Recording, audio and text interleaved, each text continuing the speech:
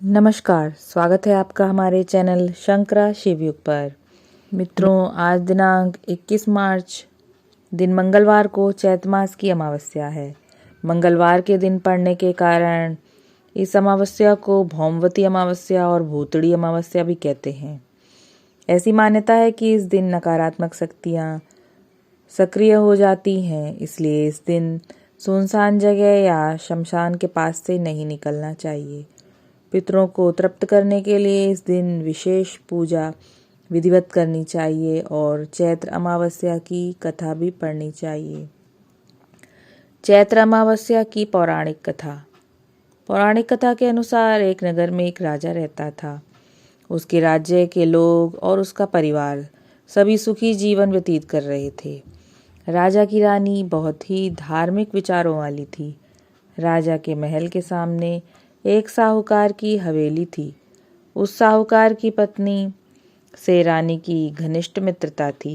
एक दिन हवेली से साहूकार की पत्नी की रोने चिल्लाने की आवाज़ आई, जिसके बाद रानी ने कारण पूछा। राजा ने बताया कि सेठ का पुत्र मर गया है। रानी हर दुख से वंचित थी, इसलिए वो राजा से पूछती है कि ये दुख क्या होता है कि सेठ की पत्नी इतना रो रही है। इस पर राजा ने बताया कि जब तुम्हारा बेटा मरेगा तब तुम्हें पता चलेगा। इसके बाद रानी ने अपने बेटे को नीचे फेंक दिया, लेकिन भगवान की कृपा से वो बच गया। रानी ने फिर पूछा कि ये दुख क्या होता है। तब राजा ने कहा कि जब पड़ोसी राज्य में युद्ध होगा और उस युद्ध में मैं अकेला जाऊंगा, तब जब तुम्हें मेरे मरने का समाचार मिलेगा और तुम्हें पता चलेगा कि मैं मर गया, तब तुम्हें पता चलेगा कि दुख क्या होता है। रानी अमावस्या का व्रत करती थी, जिसके कारण राजा युद्ध जीत कर वापस आता है। इसके बाद राजा ने रानी से कहा कि अब हम गंगा माँ के दर्शन को जाएंगे। जब मैं वहाँ जाकर गंगा नदी में कूद जाऊंगा, तब तुम्हें पता चलेगा कि दुख क्या होता है। भगवान शंकर कैलाश पर बैठकर सब कुछ देखते हैं।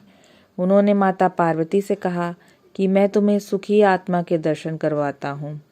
इसके बाद भगवान शिव ने बकरे और माता पार्वती ने बकरी का रूप धारण किया। वह एक बावली के पास घास चरने लगे। रानी ने उस बावली को देखा तो उसने कहा कि हम यहीं विश्राम करेंगे। रानी ने महादेव और माता पार्वती की बातें सुन लीं, जिसमें महादेव माता पार्वती से कहते हैं कि रानी ने अमावस्या का व्रत किया है, इसलिए उसे इस जन्म में कोई दुख नहीं मिलेगा।